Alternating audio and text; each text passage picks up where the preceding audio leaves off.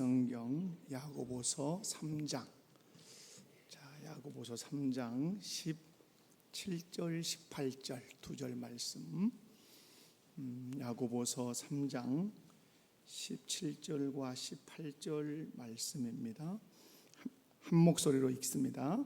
오직 이로부터 난 지혜는 첫째 성결하고 다음에 화평하고 관용하고 양순하며 긍휼과 선한 열매가 가득하고 편견과 거짓이 없나니 화평하게 하는 자들은 화평으로 심어 의의 열매를 거두느니라.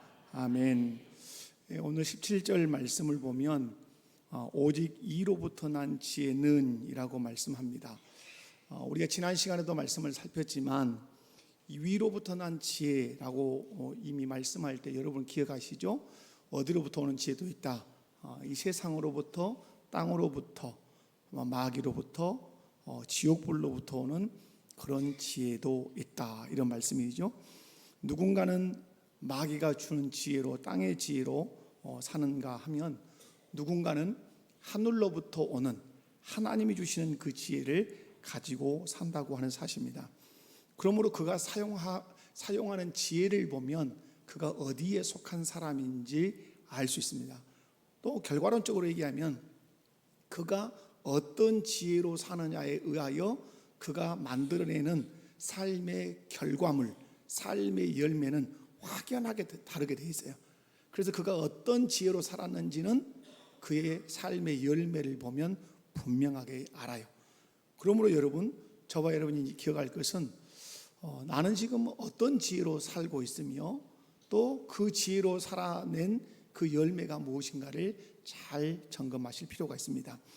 그런데 이 시간에 우리가 정신을 바짝 차리고 이 말씀을 들어야 합니다. 이유는 이 야고보가 이 말씀을 세상 사람들에게 했다면 그래, 세상 사람들은 세상 지혜로 사는 것이고 예수 믿는 사람은 예수 믿는 지혜로 살지, 이렇게 우리가 좀 편하게 말씀을 대할 수가 있어요. 그러나 오늘 이 야고보가 야고보 서신을 이렇게 띄우는 것은 세상 사람에게 결코 이 서신을 띄우지 않았다는 사실입니다. 야고보서는 흩어져서 예수 믿는 성도들에게 이 말씀을 지금 서신으로 보냈다고 하는 사실이에요. 야고보는 말하고 있는 것이죠. 예수 믿고 교회 안에 있지만 그가 세상에 속한 사람일 수도 있다 라고 하는 사실. 정말 떨리는 말씀 아닙니까? 교회 안에 있지만 그가 세상에 속한, 하나님께 속하지 않은 사람일 수도 있다. 여러분, 예수님에게도 세상에 속한 자가 있었죠. 그가 누굽니까? 가룟 유다죠. 뿐만 아니라 예수님의 많은 비유 속에 가라지와 알곡의 비유가 있습니다. 그런데 그 밭에 알곡도 있지만 무엇도 있다? 가라지도 함께 살아가고 있다, 이렇게 말씀을 합니다. 그리고 우리 안에 양도 있지만 누구도 있다고 말합니까? 염소도 있다, 이렇게 말합니다. 그리고 마지막 날이 되면 양과 염소를 구별할 것이라고 말씀하시고 마지막 날 추수 때는 알곡과 또 그 가라지를 구분하시겠다고 그렇게 말씀도 하십니다. 그러므로 내가 하나님께 속한 사람이라고 하는 사실을 무엇으로 증명할 거냐 하는 것이죠. 오늘 성경은 단호하게 야고보를 통해서 우리에게 말합니다. 네가 하나님께 속한 사람이라면 하나님이 주신 지혜로 살아서 하나님이 원하시는 열매를 맺어내라, 그겁니다. 여러분, 왜 그렇습니까? 야고보서를 읽어보면 다른 얘기 아니에요. 네가 믿음이 있다 하면 행함으로 네 믿음을 보여라 하는 거죠. 그럼 그 행함의 뿌리가 되는 게 뭐냐? 네가 무언가를 행할 때는 그냥 행하지 않는다는 사실이죠. 그것은 반드시 기반이 있죠. 그 사람의 행위에는 지혜라고 하는 기반이 있단 말이에요.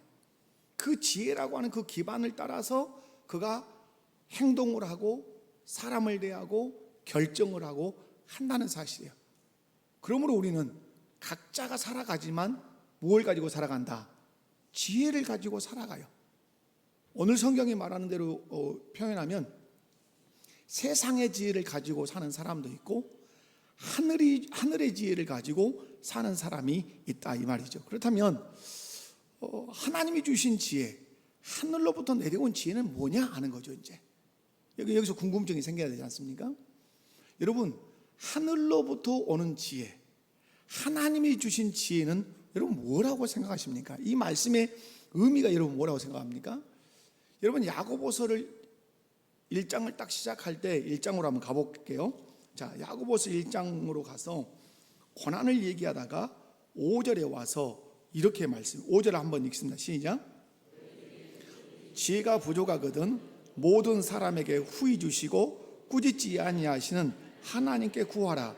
그리하면 주시리라. 이렇게 말씀해요. 자, 여러분, 우리는 야고보서가 행함을 가르치는 말씀이라고만 얘기해요.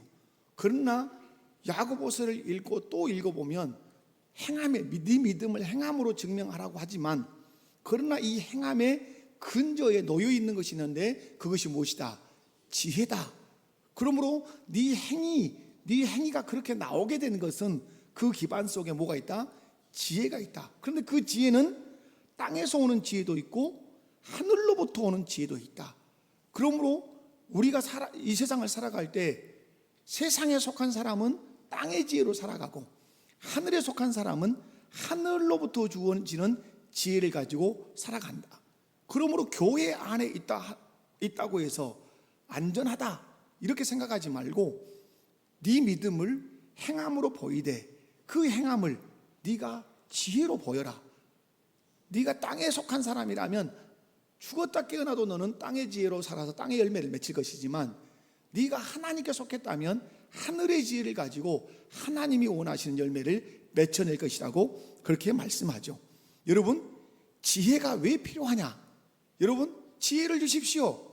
쉽게 생각해 봅시다. 여러분, 왜 지혜가 필요합니까? 지혜가 필요한 이유는 어떻게 살기 위해서? 그렇죠. 지혜롭게 살기 위해서 지혜가 필요한 것이죠. 여러분, 구약에 지혜서들이 있습니다. 대표적인 지혜서가 뭐죠? 잠언입니다. 잠언이 대표적인 지혜서죠. 그러므로 잠언은 철저하게 우리 그리스도인들에게, 하나님을 섬기는 우리에게 지혜롭게 살도록 주신 말씀이에요. 모든 성경 66권의 말씀이 우리에게 지혜롭게 살도록 하시는 하나님의 말씀임에도 불구하고 그 중에서 우리의 삶에 지혜롭게 살도록 직접적으로 관여하는 성경 하나를 든다면 어떤 거죠? 잠언 말씀이란 말이에요. 여러분, 그런데 오늘 이 야고보서가 우리에게 어떻게 살라고 요구하신다고요? 지혜롭게 살라고 얘기해. 그러면 지혜롭게 산다고 할 때 성경이 가르치는 지혜로운 삶이 뭐냐? 이 정의가 있어야 되겠죠. 세상 사람이 말하는 지혜로운 삶도 있어요. 저 산속에 있는 중이 말하는 지혜로움도 있어요. 새벽이면 4시에 정한수를 떠놓고 빌고 그냥 돼지머리를 넣고 푸닥거리를 하는 무당에게도 지혜로움이 있어요. 자기 나름대로의 지혜로운 삶이라고 하는 기준이 있어요. 그러면 성경이 말씀하는 지혜로운 삶이란 도대체 어떤 거냐? 이걸 정의하셔야 되죠. 여러분, 성경이 말씀하는 지혜로운 삶이라는 게 뭐죠? 여러 얘기가 가능하지만 여러분, 지혜로운 삶의 궁극적 목적이 뭘까요? 그건 성경을 읽어보시죠. 1장을 여러분 폈으니까 1장 20절을 읽어보겠습니다. 자, 1장 20절. 자, 시작. 사람이 성내는 것이 하나님의 의를 이루지 못함이라. 아멘. 자, 저는 여러분에게 늘 이 부분을 말씀했습니다. 자, 오늘 여기 19절과 20절을 읽어보면 사람이 성질을 낸단 말이에요. 화를 낸단 말이에요. 분노한단 말이에요. 공동체 안에서. 이유가 뭐라고요? 오늘 20절 말씀을 그대로 대입하면 자기 의를 이루기 위해서 화를 내요. 자기 의를 이루기 위해서 성을 내요. 자기 의를 위해서 혈기를 공동체 안에서 부린단 말이에요. 그러면 자기 의를 여러분 이루기 위해서 그렇게 하는데 오늘 성경은 말하죠. 네 의를 이루는 것이 네 삶의 목적이 아니고 네 인생의 목적이 아니라고 말씀해요. 우리 인생의 목적은 뭐라는 거죠? 하나님의 의를 이루는 것이에요. 그럼 여기서 이제 궁금한 단어가 하나 탄생했죠. 이 단어를 해석해내야 되죠. 내 의냐 하나님의 의냐. 하나님의 의를 이루지 못하는 방식이 있는데 무엇으로는 하나님의 의가 이루어지지 않는다? 사람이 성내는 것으로, 혈기내는 것으로, 분노하는 것으로 하나님의 의는 결코 이루어지지 않는다. 그러므로 사람들이 막 성질을 내는 이유, 교회에서도 막 성질을 낸단 말이에요. 그래서 사람들이 시험 들어가지고 그냥 교회를 안 와. 연자맷돌에 목이 묶여서 아마 그런 사람들은 바닷물에 빠져질지도 몰라요. 왜 교회 공동체 안에서 혈기를 부리냐 말이에요. 왜 교회 공동체 안에서 성질을 내냐 이 말이에요. 오늘 본문에 그대로 성경 말씀에 대입하면 그가 자기 무엇을 이루려고? 자기 의를 이루려고. 그런데 하나님은 네 의를 이루면 안 되고 누구 의를 이루어라? 하나님의 의를 이루어라. 근데 성질 내 가지고는, 분노해 가지고는, 혈기 부려 가지고는 하나님의 의는 이루어지지 않는다. 자, 그러면 여기서 해석해 내야 되는 단어가 있는데 그게 뭐다? 의라고 하는 단어의 의. 이건 가장 쉬운 단어로 하면 뭐라고 얘기할 수 있죠? 뜻이에요. 뜻. 하나님의 뜻을 이루어라 이 말이에요. 그런데 우리의 성질을 내 가지고 우리의 혈기와 분노로는 하나님의 뜻이 이루어진다, 이루어지지 않는다? 안 이루어져요. 그러므로 공동체 안에서 성질을 내고 화를 내고 혈기를 부리는 것은 궁극적으로 원리상 무엇이다? 뜻을 이루기 위함이에요. 누구 뜻을? 자기 뜻을 이루기 위함이에요. 여러분, 집에서 여러분의 자녀들이 혈기를 부리고 소락질을 부리고 소리를 지르고 분노하고 부모님께 대들고 하는 궁극적인 이유가 무엇입니까? 궁극적인 이유가 뭐? 여러분의 자녀들 키워보시면서 문 꽝 닫고 가고 문 밥 안 먹고 말도 안 하고 대들고 이렇게 하는 궁극적인 그 아이의 목적이 뭐예요? 자기 뜻을 이루려고 하는 것이죠. 자기 뜻을. 부모가 거기 딱 치면 그 뜻을 이루어 주죠. 그것이 습관이 되면 조종하는 방법을 알아서 걔는 항상 부모를 그렇게 조종하죠. 교회도 똑같아요. 교회도 그런 방식으로 자기 뜻을 한번 관철해서 성립이 딱 되면 그 사람은 그 다음부터 계속 그 방법을 써요. 성질 내고 당을 만들고, 그죠? 분노하고 혈기를 부리고. 왜? 그렇게 해봤더니 교회가 어떠하더라? 수용해 주더라. 조종하는 방식을 자기가 익힌 거예요. 알게 된 거예요. 깨닫게 된 거예요. 그런데 센 얘기로 그 버리장머리를 교회 공동체가 확 잡았다. 그러면 그렇게 화를 내고 분노를 하고 할 수 있어요, 없어요? 할 수 없는. 집에서 가정에서 자녀가 화를 내고 성질을 내서 자기 뜻을 이루려고 할 때 아버지가 뒤에 허리춤을 탁 잡고 내 이놈의 자식 어디서 아버지 앞에 성질을 내냐 하면서 그냥 웅댕이를 불나게 때려놓고 딸상 못하게 하면 그 다음부터는 해요 안 해요?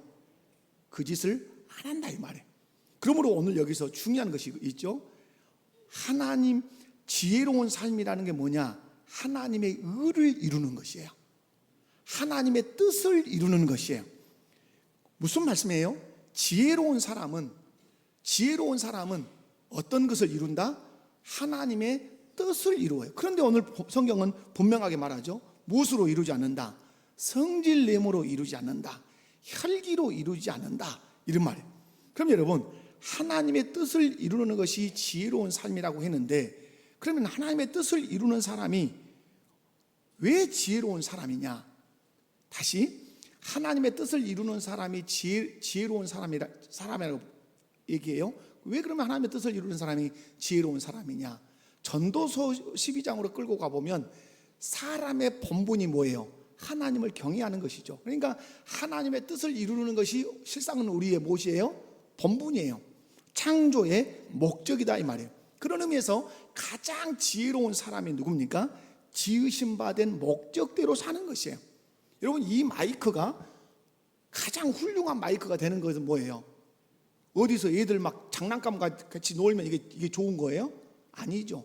이 마이크는 있어야 할 이 자리에 딱 꽂혀서 설교자인 저의 목소리를 여러분에게 효과적으로 잘 전달해 주면 이 마이크는 자기 본연의 목적을 잘 하는 것이죠. 마찬가지죠. 여러분의 본분을 잘하는 것은 다른 데 있잖아요. 아무리 길길이 날뛴다 해서 여러분이 잘하는 게 아니에요. 여러분을 창조하신 목적, 여러분을 예수님을 통해서 구속하신 그 목적을 이루어내면 여러분이 본분을 잘한 지혜로운 사람이에요. 여러분, 왜 하나님께 여러분을 창조하셨습니까? 하나님께 여러분을 통해서 뭘 받으시려고? 영광 받으시려고. 왜 하나님께 타락한 여러분을 예수 그리스도의 십자가와 부활을 통해서 구원하셨습니까? 그것은 또한 창조의 목적과 같죠. 하나님께 영광을 돌리게 하기 위해서.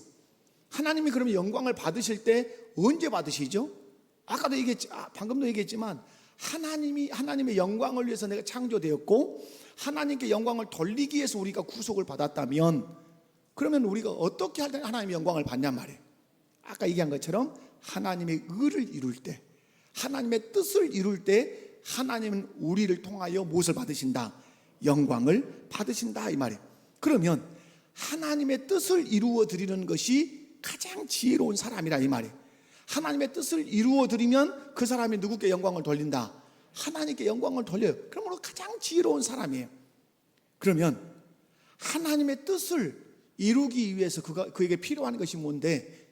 필요한 것이 있는데 그게 지혜란 말이에요.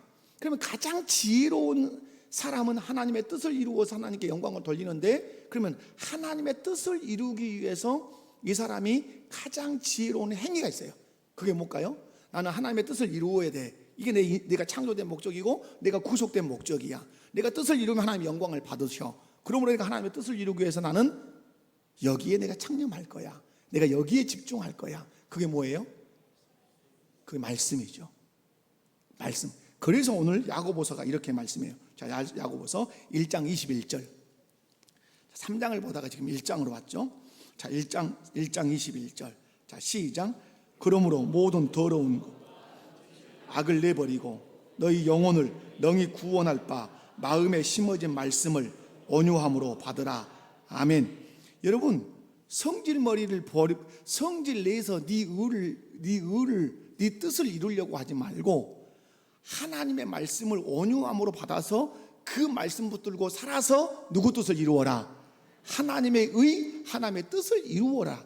그래서 성질 내서 네 뜻을 이루어서 네 영광 네가 받으려고 하지 말고 네가 하나님의 말씀을 온유함으로 받아서 그 말씀에 순종해서 하나님의 뜻을 이루어서 누구께 영광을 돌려라? 하나님께 영광을 돌려라, 이 말이에요. 그럼 여러분, 전반적인 큰 이해는 되셨죠? 어렵게 설명한 건 아니죠? 자, 중요한 겁니다. 자, 그런데 여기서 아주 중요한 단어가 온유함으로 받으라 했을 때 온유라고 합니다. 제가 지난 시간에도 이 온유에 대한 품성적 정의를 여러분에게 드린 적이 있어요. 자, 여러분 혹시 온유가 무엇인지를 써놓으신 분, 지난 수요일에 온유란 이거다라고 써놓으신 분이 계신다면 한번 크게 한번 읽어주면 제가 아주 도움이 되겠습니다. 섬기는 마음으로 내 권리와 기대를 양도하는 것이죠. 이것을 동물로 표현하면 이것이에요. 제주도에 가면 뭐가 많죠? 제주도에 가면 뭐가 많아요? 말이 많아요. 바람도 많고 돌도 많고. 그런데 말이 많아요. 자, 원래 말을 잘 듣습니까? 안 듣습니까? 안 듣습니다. 그 말을 야생마라 그럽니다. 근데 그 야생마가 엄청난 훌륭한 말이 될 수 있습니다. 그때는 누구에게 길들여져야 되죠? 수련사에게 길들여져야 되죠. 그런데 그 엄청난 그 힘이 수련사에 의해서 길들여진다 해서 그 힘 자체가 사라진 것 아니죠. 그대로 있어요. 그런데 훈련받고 난 이후에는 자기 힘이 있어도 주인을 위해서 그 힘을 어떻게 하죠? 절제해요. 막 달리고 싶어도 워워 하면 천천히 걸어간단 말이에요. 그죠? 무슨 말인가? 자기가 힘이 있음에도 불구하고 자기를 위해서 그 힘을 쓰지 않고 온전히 자기 주인을 위해서 힘을 쓰는 것, 이것이 뭐예요? 이것이 온유함이에요. 성질 낼 수 있어요. 나한테 그 혈기가, 그 젊음도, 그 패기도, 성격도 있어요. 그러나 그것이 하나님의 영광을 이루는 것이 아니라는 사실을 알면 그 혈기와 성격과 모든 것을 다 어떻게 다 주의 뜻을 위해서 내려놓는 것이에요. 그것이 온유함이에요. 그러므로 여기서 온유함으로 말씀을 받는다 하는 것은 딱 두 개가 상충되겠죠. 하나님의 말씀으로 인하여 누구 뜻이 내게 내려오죠? 하나님의 뜻이 내려오죠. 그런데 나는 여전히 뭐가 있어요? 내 뜻이 있어요. 그러면 하나님의 말씀으로 하나님의 뜻이 내게 전달되고 내가 가지고 있었던 내 뜻이 있어요. 그러면 이 두 뜻이 나란히 서서 싸우려고 그래요. 그때 말씀을 온유함으로 받은 사람은 자기의 실력, 자기의 성격, 자기의 모든 것을 이 말씀 앞에서 힘을 다 빼는 거예요. 그리고 이 말씀이 이루어지도록 이 말씀 앞에 헌신하는 것이에요.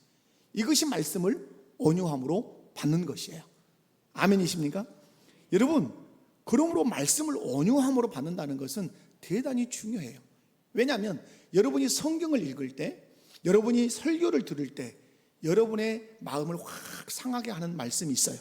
충돌해 오는 말씀이 있단 말이에요. 내 안에 꼭 담임 목사가 내 어떤 상황과 사건을 다 알고 꿰뚫어보고 말하는 것 같이 설교를 쫙 해올 때가 있어요. 그때는 깜짝 나도 놀릴 수 있어요. 그것은 제가 알고 한 게 아니라 성령께서 여러분이 들어야 하고 그 말씀 앞에 온유한 태도를 취하도록 도전을 탁 주시는 거예요. 그때 온유함으로 그 말씀을 받아야 돼요. 거부하고 싶은 그 힘도 빼고 거절하고 싶은 그 내 욕망도 제거하고 그 말씀을 내가 순종하겠습니다. 그 말씀에 순종해서 하나님의 하나님의 뜻을 이루겠습니다라고 자기 힘을 다 빼내는 것, 그것이 말씀을 온유함으로 받는 것이에요. 여러분, 말씀을 온유함으로 받아서 그 말씀대로 사는 것이 하늘의 지혜로 사는 것이에요. 하늘의 지혜는 유달산 어디 1등 바위 위에 올라가서 밤새도록 이렇게 기도하면 하늘의 지혜가 내려오는 게 아니에요. 여러분, 하나님의 말씀이 지혜예요. 여러분, 그래서 야고보서 1장 5절에서 너희에게 지혜가 부족하거든 너희에게 후히 주시고 꾸짖지 않으신 누구에게 구하라?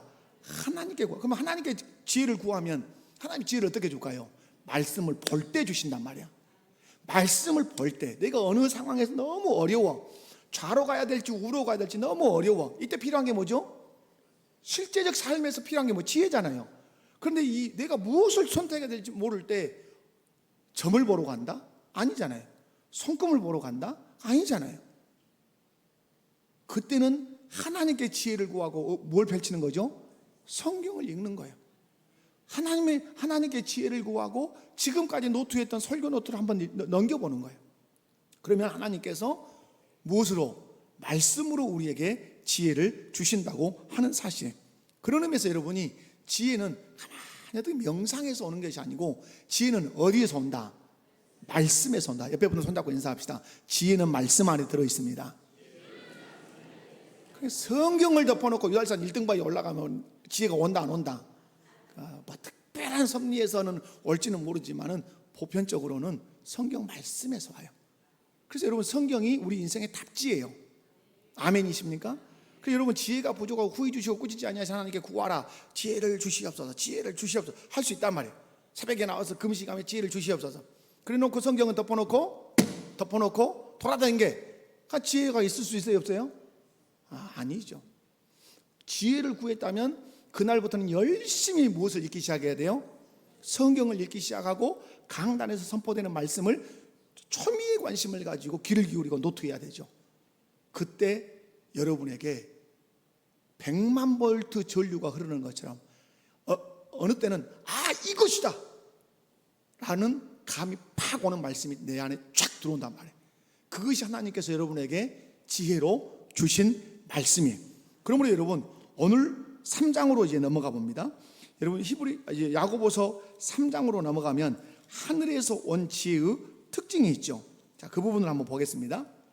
자, 3장 17절을 함께 읽습니다. 시작.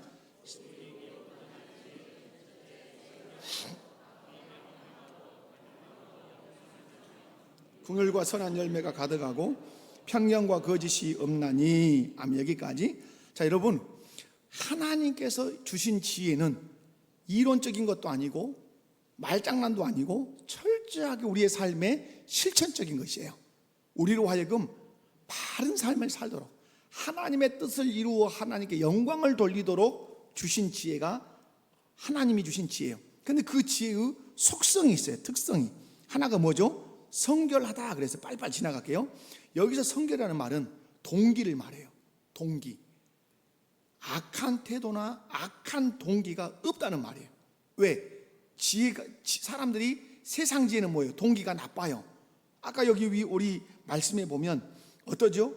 14절 말씀을 보면 너희 마음속에 독한 시기와 다툼이 있으면 이게 악한 동기예요. 이 악한 동기가 있으면 결국은 방법론이 어떻게 되죠? 나쁜 방법이 탄생하게 되죠. 그러므로 여러분, 악한 태도나 악한 동기가 없는 거죠. 이것이 어떠한 거다? 성결한 거다. 그러니까 여러분이 어떤 행동을 할 때 그 행동의 동기를 잘 살펴야 돼요. 무엇 때문에 내가 하는가? 저 인간을 내가 어떻게든지 공경에 처하게 해야 되겠다. 저 인간을 내가 어떻게든지 끌어내려야 되겠다. 동기가 어째요? 성결해요? 성결하죠. 저 사람을 내가 어떻게든지 세워야 되겠다. 저 사람을 어떻게든지 내가 격려해야 되겠다. 그럼 어떤 거죠? 성결한 것이죠. 그럼 이건 하늘에서 온 지혜죠. 자, 여러분, 그 다음에 뭐라고 말씀하죠? 화평하다. 화평. 이것은 평화를 사랑한다 이런 뜻도 되고 평화를 가져온다 이런 뜻도 돼요. 그러므로 여러분, 하나님이 주신 지혜는 항상 뭘 추구한다는 얘기죠? 화평하기를 추구해요. 어떤 사람들은 공동체가 그냥 찢어지든지 말든지 막 자기 주장을 막 하는 사람이 있어요. 아무리 내게 유익이 와도 공동체가 나로 인해서 소란스러워지면 나는 어떻게 해야 돼요? 나는 조용히 내려앉아야 돼요. 그게 동등됨을 취할 것을 여기지 아니하시는 예수님의 자세인 거예요. 뭐 하기 위해서? 공동체의 평화를 사랑하기 때문에. 그리고 공동체의 평화를 가져오도록 하기 위해서 내 모든 말과 내 동기는 거기서 나와야 돼요. 근데 내가 어떤 주장을 하는데, 내가 어떤 행동을 하는데 평화가 깨진다. 공동체의 그 평안이 삐그덕삐그덕거리면서 복잡해지기 시작한다. 그러면 그 행위는 지혜로운 거다, 지혜롭지 않은 거다? 지혜롭지 않은 것이다. 그러면 여러분, 교회 안에서 교사회의를 하든 구역이 모이든 당회를 하든 재직회를 하든 어떤 것을 하든지 간에 평안함이 깨지면, 그건 아무리 모양이 좋은 것 같아도 평화가 깨지면 평화를 사랑하지 않는 것이에요. 평화를 가지고 오려고 하는 의도가 아닌 것이에요. 평화가 깨지더라도 내 것을 이루겠다 하는 태도밖에 되지 않아요. 그러므로 여러분이 하나님이 주신 지혜는 무엇을 사랑한다? 평화를 사랑한다. 공동체 안에 평화를 끌고 들어오려고 하는 것이 하늘에서 준 지혜다. 그 다음에 뭐죠? 그 다음에가 관용이라는 말. 이 관용이라는 말은 죄인에 대해서 단호하게 벌할 수 있음에도 불구하고 용서하실 뿐만 아니라 끝까지 인내해 주시는 하나님의 사랑이에요. 자, 여러분, 이 관용이라는 이 말 앞에 굴복한 사람이 있어요. 이 관용 때문에, 특별히 예수님의 관용 때문에 무릎을 탁 꿇은 사람이 있어요. 그 사람이 누구냐? 십자가 아래 백부장이에요. 십자가 아래 백부장은, 이 백부장은 우리로 얘기하면 지금으로는 계속 사형장에서 사형을 집행하는 이런 사람이에요. 우리나라에는 지금 사형을 안 하잖아요. 그런데 계속해서 십자가에 못 박으면서 사람의 죽음을 확인하는 이런 사람이에요. 그런데 지금까지 자기가 수없는 사람을 십자가에 못 박아 죽여봤어요. 그런데 못 박힌 사람마다 내뱉는 말이 무슨 말일까요? 잘 계시시오, 축하합니다, 뭐 이런가요? 그렇지 않아요. 여러분, 네 잘된가 봐라, 그죠? 막 저주를 막 퍼붓는단 말이에요. 예수님 십자가에 못 박혔을 때 양평강도가 그랬어요. 막 저주했어요. 그런데 한평강도 나중에 예수님 때문에 바뀌죠. 그 한평강로만 바뀐 것이 아니라 십자가 아래서 예수님 십자가 못 박았던 그 주관자였던 백부장이 바뀌었어요. 뭐라고 고백하죠? 진실로 하나님의 아들이었도다. 뭐 때문에 진실로 하나님의 아들이었도다예요? 자기를 용서할 수 없는 사람을 십자가 위에서 용서하시거든요. 아버지여, 저들이 하는 일을 저들이 알지 못하나이다. 아버지, 용서하여 주시옵소서. 이게 관용이에요. 도저히 용서할 수 없는 자들이죠. 그런데 예수님이 관용을 베푸시는 거예요. 용서하는 거예요. 그러므로 하나님이 주신 지혜는 원수는 반드시 갚는다. 이건 하나님 주신 지혜는 아니죠. 그가 원수라 할지라도 나는 그에게 뭘 베풀겠다? 관용을 베풀겠다. 이유, 동기가 있죠. 우리는 동기가 있어요. 주께서 나를 그렇게 용서하셨기 때문이다. 나도 용서받을 수 없는 자이잖아요. 그런데 예수님께서 나의 죄를 용서했기 때문에 그것에 근거해서 관용을 베푸는 것, 그것이 하늘에서 온 지혜다 이 말이에요. 뿐만 아니라 뭐죠? 그 다음 단어가 양순이에요. 양순이라는 말은 합성어예요. 순종하다, 유순하다, 이렇게 두 단어가 합성된 단어예요. 이 말은 한마디로 얘기하면 하나님의 말씀 앞에 잘 순응하다, 잘 순종하다, 이런 의미예요. 그러니까 여러분, 우리 자녀들이 양순하다 이런 뜻은 뭐예요? 아빠의 말씀에, 부모의 말씀에 내 엄마, 내 아빠 어떤 자식이에요? 양순한 자식이란 말이에요. 부모님이 말씀하면 부드러운 마음을 가지고 기쁨으로 대답해낸단 말이에요. 순종해내는 거. 그게 양순. 그게 어디로부터 오는 거예요? 하늘로부터 온 지혜를 가지고 하나님 주신 말씀을 가지고 살면 그렇게 된다는 거예요. 뿐만 아니라 그 다음 단어가 뭐죠? 긍휼과 선한 열매가 가득하다. 긍휼이라고 하는 건 뭐예요? 긍휼? 가난하고 공경에 처한 자들을 실제적으로 도와주는 그 자세예요. 그럴 때는 어떤 열매가 맺히냐는 거죠? 선한 열매가 맺힌다는 말이죠. 긍휼을 드러낼 때, 여러분, 예수님께서 우리에게 뭘 드러냈어요? 긍휼을 베푸셨죠. 긍휼을. 그러니까 우리가 누가 되는 열매가 맺혔죠? 하나님의 자녀된 열매가 맺히는 것이죠. 그 다음에 6번째 어떤 것이 기록되죠? 편견과 거짓이 없나니. 옛날 우리 개역 한글 성경에는 편벽이라 해요. 편견이라는 말이 치우쳤다는 뜻이죠. 치우쳤다. 내 생각이 치우치면 공동체 평화를 가져올 수도 없어요. 그죠? 하나님의 뜻을 이룰 수도 없어요. 그럼 편견이 없으려면 기준이 항상 뭐여야 되죠? 편견이 없으려면 하나님의 말씀이 기준이어야 되죠. 내가 이 사람을 잘 아니까. 여러분, 우리가 모세오경을 이렇게 이제 읽어오고 출애굽기, 레위기, 민수기 이렇게 신명기까지 가보면 재판에 관해서 얘기할 때 하나님이 아주 단호하게 얘기하시죠. 힘 있는 자라 해서 눈 감아줘도 안 되고, 힘 없는 자라 해서 불쌍히 여겨서 그 사람 편들어줘도 안 된다. 판결만큼은 어떻게 된다? 공평하게, 정의롭게 해야 된다. 그래서 오늘 편견이 없어야 된다. 그 다음에 무엇이 없어야 된다? 거짓이 없어야 된다. 거짓된 지혜는 반드시 편견을 가지게 돼 있고 당을 나누게 돼 있다 이 말. 당을 만들게 돼 있단 말이에요. 그 다음에 거짓말에서 자기 이익을 추구하게 된다는 거예요. 여러분, 그런데 하늘에서 온 지혜는 어떠하다는 거죠? 이런 6가지 것들을 충실하게 이루네. 그래서 맺는 열매가 18절에 기록되죠. 18절 읽습니다. 시작. 화평하게 하는 자들은 화평으로 심어 의의 열매를 거두느니라. 아멘. 자, 여러분, 하늘의 지혜를 받은 사람들은 그 밑바닥 자체가 뭐라는 거죠? 평화예요. 화평. 예수님께서 인간의 몸을 입고 오셔서 이 땅에 사실 때 수없는 대적자들을 만났습니다. 그죠? 예수님 죽이려고 낭떠러지 밀려고 했던 사람들, 별 사람들이 있었어요. 그런데 예수님의 마음에는 항상 그들을 대할 때 어떻게? 화평함으로 대하셨단 말이에요. 화평함으로 대하신 결과가 뭐죠? 의의 열매. 한마디로 뭘 이루는 것이죠? 하나님의 뜻을 이루는 것이죠. 결국 하늘로부터 온 지혜를 가지고 살면 큰 틀에서는 공동체에 무엇을 기여하고? 평화를 기여하고, 그리고 하나님의 뜻을 이루게 된다. 하나님의 뜻을 이루면 하나님은 그것을 통해서 뭘 받으신다? 영광을 받으신다. 결국 하나님 나라예요. 하나님 나라. 여러분, 그 말씀이잖아요. 내가 준 지혜, 그 지혜는 뭐죠? 말씀 붙들고 사는 거죠. 말씀 붙들고 살면 누구 뜻이 이루어지죠? 하나님의 뜻이 이루어지죠. 하나님의 뜻이 이루어지는 것은 하나님의 평화가 있죠. 그리고 하나님의 뜻이 이루어져서 하나님의 영광이 이루어지죠. 그것이 뭐라고요? 하나님 나라죠. 그러면 오늘 저 뒷쪽에서 세상에서 오는 지혜를 가지고 살면 누구 나라만 이루어지죠? 자기 나라는 이루어져요. 그러나 결코 그곳에서는 평화가 없어요. 하나됨이 없다 이 말이에요. 사랑하는 성도의 말씀을 정리하도록 하겠습니다. 오늘 하나님께서 야고보를 통해서 우리에게 교훈하시는 것이 그겁니다. 너 하늘에 속한 사람이라면 하늘로부터 온 지혜를 받아라. 그리고 그 지혜를 가지고 살아라. 그러면 하늘로부터 온 지혜는 뭐라고요? 하나님의 말씀대로 사는 것이에요.